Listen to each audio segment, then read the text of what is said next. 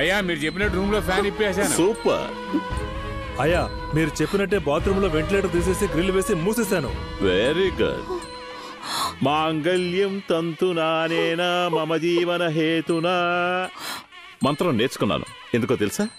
శాస్త్రీయ వేషంలో సపోజ్ నీళ్ళెవరే వచ్చి హోమగుండంలో పొగ వేసి మా కళ్ళు గప్పి నిన్ను తీసుకుని ఎస్కేప్ అయితే, అందుచేత ఈ పెళ్లికి సంబంధించినంత వరకు పెళ్లి కొడుకుని నేనే, పురోహితుణ్ణి నేనే. గాయత్రి, డెఫినెట్ గా మీ నాన్న నెడితే మణి చనిపోయే అవకాశమే లేదు. ఇదంతా మా బావ డ్రామా. ఇప్పుడు మాట్లాడే టైం లేదు, కానీ రా వెళ్దాం. ఇప్పుడు నేను మీతో వస్తే ఈ పెళ్లి ఆగిపోతుంది. తర్వాత మా నాన్న జైలుకు వెళ్ళిపోతారు. మీరు చెప్తున్నట్టు కాదు, ఆయన చనిపోవడం నా కళ్ళారా. పులి పులి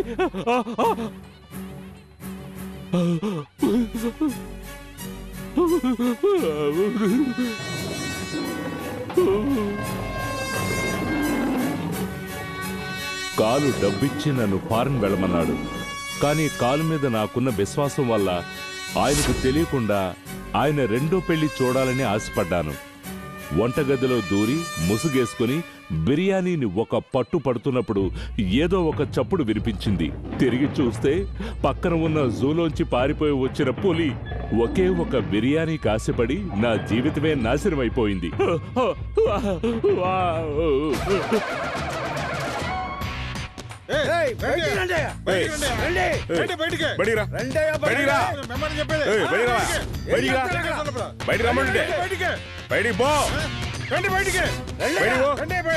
వెళ్ళమని చెప్తున్నా కదా.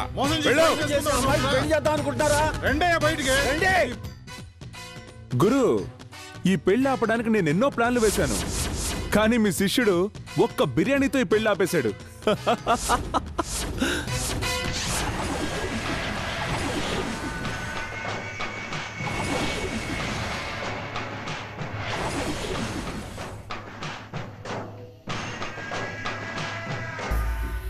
మనిద్దరికి ఒకే శత్రువు రాజాగాడు.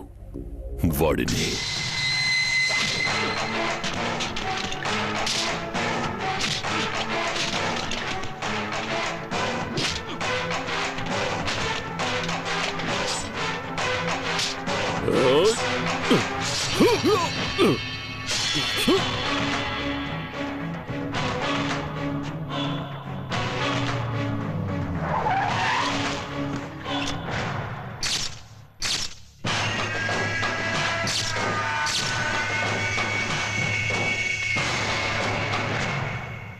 రండి కేపీఆర్.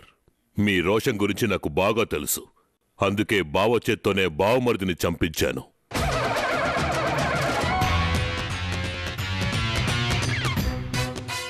మామా, ఒక చిన్న చేంజ్. బామ్మర్దే బావని లేపేసి తీసుకొచ్చాడు.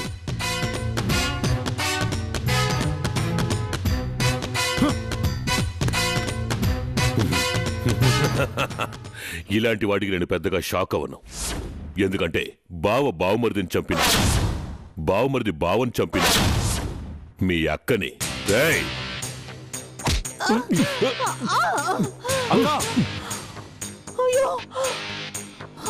తమ్ముడు అక్కని చంపినా సరే, అక్క తమ్ముణ్ణి చంపినా సరే, మొత్తానికి ఇవాళ నేను ఈ పండంటి కుటుంబానికి పాడెగట్టపోయే చివరి రోజు.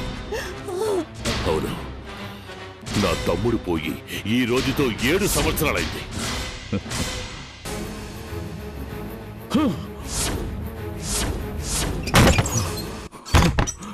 రేయ్ తమ్ముడు, తమ్ముడు తలుపు తెరవరా, తలుపు తెరవరా, తమ్ముడు నిన్నే, తమ్ముడు తలుపు తెరవరా, తమ్ముడు తలుపు తెరవరా. నన్ను పందిట్లో పెళ్లి కొడుకుగా కూర్చోబెట్టి మన కుటుంబం పరువు పోయేలా చేశాడు. వాడి కుటుంబం కూడా అదే విధంగా కష్టపడాలి. నీకోసం వాడి నేనంతం చేస్తాడు. చూస్తేనే మీకే కసి ఉంటుంది. తమ్ముడు